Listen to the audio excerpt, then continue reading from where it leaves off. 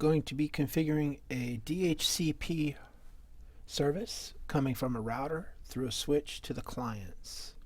We're going to start with adding some clients to the screen. We're going to add 4 clients, and we will go back and we will configure those clients. Or we can just kind of line them up here. There we go. Now we're going to add a switch. We will use a 2950. We'll add a router. We'll use an 1841 router. Come back over here. We will connect this clients up to the switch. Use fast Ethernet 0 on the client to fast Ethernet 01 on the switch. We're not going to configure right yet. Same thing. Just go until you use the first 4 ports on the switch. Fast Ethernet 00 on every one of those. That should take you up through F04. At this point, we're going to come down here. We're going to hook the switch.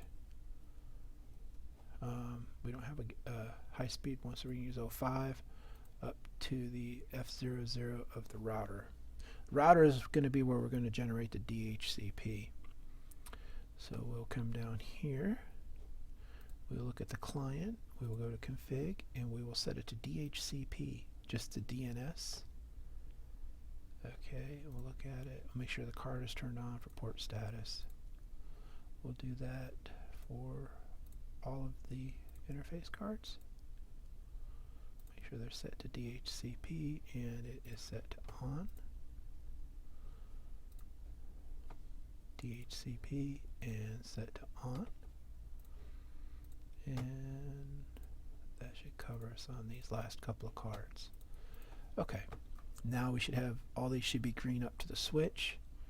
We're not going to do anything really with the switch right now. We are going to go up to the router. We are going to go into the CLI on the router, and we are going to select no configuration. We are going to enable it. We're going to go config T. Then on page 291 in your book, under CCNA routing and switching, if you notice there's a configuration for configuring DHCP. If you notice it has a note, this is for switch or router. It has a lot to do with depending on what switch you're using. We are going to use a router. I believe we're using a 28 or a 2850 device. So we're going to use IP. Notice we skipped the first one. We're going to go DHCP pool sales. We'll underscore wireless. Then we will go network. We'll go ahead and use the one here in the book, 168.10.0 with a subnet mask of 255.255.0. And then we will use the default router,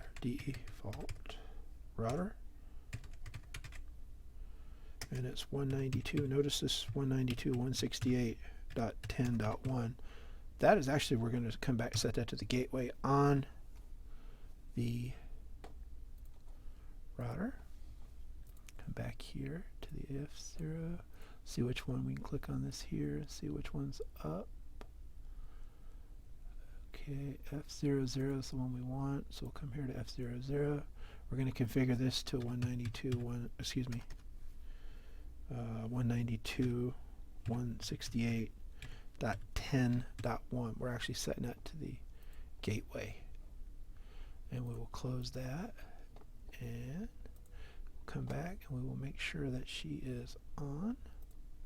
She's not powered on. Port status wasn't turned on. She went green in just a minute because this is all auto config. She should go green, and we should get a DHCP to our 4 clients. Try and force it. There we go.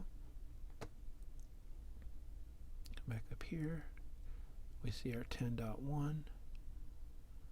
And while it's doing all the things it's doing, we'll come down here and we'll do a copy. We'll save it. We'll exit, and we will do copy, run, start. No big deal here, just kind of in the habit of doing it and following through. We should have an IP address down here now. We don't have an IP, so we'll come back here to the desktop. We will look. We are showing one here is 10.6. So let's go ahead and pull another. So it is giving us an IP address. 192.168.10.5 with a gateway of 10.1. Let's see what we got over here. Got a gateway of 10.1. Got a 10.2 with a gateway of 10.1. We don't have a DNS server set up. Over here we got a gateway of 10.1 with a 10.3 NIC address, and we could probably roll over this last one. We got a 10.4, 10.3, obviously 10.2, and a 10.5.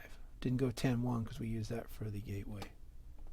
And that pretty much does it. What we can come over here now, go to the command prompt, and we can go ahead and try and ping our gateway 192.168.10.1, and we should get a response.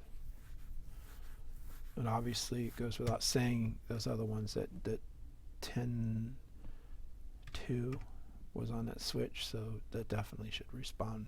We've not done any configuration on that switch. Thank you for watching our video.